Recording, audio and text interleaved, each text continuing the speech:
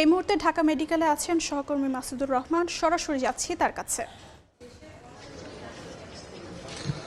এই মুহূর্তে আছি ঢাকা মেডিকেলের ফরেনসিক বিভাগের মর্গের সামনে। এখানে সকাল থেকেই মুসাব্বিরকে দেখতে তার দলের নেতাকর্মীরা, পাশাপাশি পরিবারের স্বজনরা ভিড় জমিয়েছেন এবং সবাই আসলে হতবম্ব, কেউই আসলে বুঝতে পারছে না। মুসাব্বির অনেক ভালো মানুষ ছিলেন এবং তার যেই রাজনৈতিক ক্যারিয়ার সেটিও অনেক ভালো ছিল জানিয়ে তার পরিবার এবং তার স্ত্রীরা সেই কথাটি বারবার বলছেন এবং তিনি তার স্ত্রী এখানে আছেন, তার সাথে যদি আমরা একটু কথা বলতে চাই যে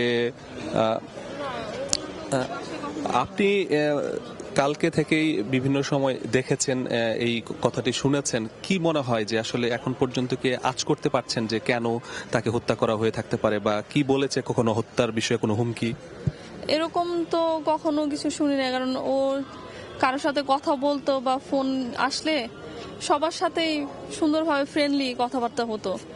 তো ওরকম কোনো কথাবার্তা বাসায় থাকা অবস্থায় তো কখনো আমি শুনি নাই।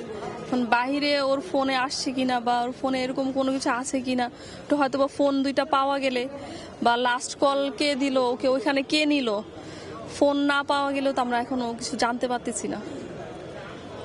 সে কি কখনো বলতো যে তার অনেক শত্রু হয়েছে? এটা বলতো যে তার অনেক শত্রু আছে, যে কোনো সময় মেরে ফেলবে, যে কোনো সময় যে কোনো একটা দুর্ঘটনা ঘটে যাবে, মানে যাই হবে মানে বাহিরে রাস্তায় হবে, বাসায় কখনো ওর কোনো সমস্যা হবে না।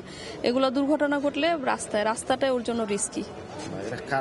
যেমনটি বলছিলেন তার স্ত্রী, এবং এরকমটি আসলে তার সহযোদ্ধারাও বলছেন যে তাকে আগে থেকেই তিনি বুঝতে পেরেছিলেন যে তাকে কেউ হত্যা করতে পারে এবং তিনি টার্গেটে পরিণত হচ্ছেন। এটির কারণ হচ্ছে দুটি। একটি হচ্ছে যে স্বেচ্ছাসেবক দলের যে স্থগিত কমিটি সেটি পুনরায় হবে এবং হওয়ার পরে সেটাতে তিনি ভালো পদ পেতে পারেন এবং সামনে সিটি কর্পোরেশন নির্বাচনী কাউন্সিলের পদে তিনি পদপ্রার্থিতা করতে চাচ্ছিলেন। এই দুটি কারণে তাকে হত্যা করে থাকতে পারে বলে তাদের এখন পর্যন্ত অভিযোগ। এই ছিল আসলে আমার কাছে ঢাকা মেডিকেলের মর্গ থেকে সর্বশেষ তথ্য।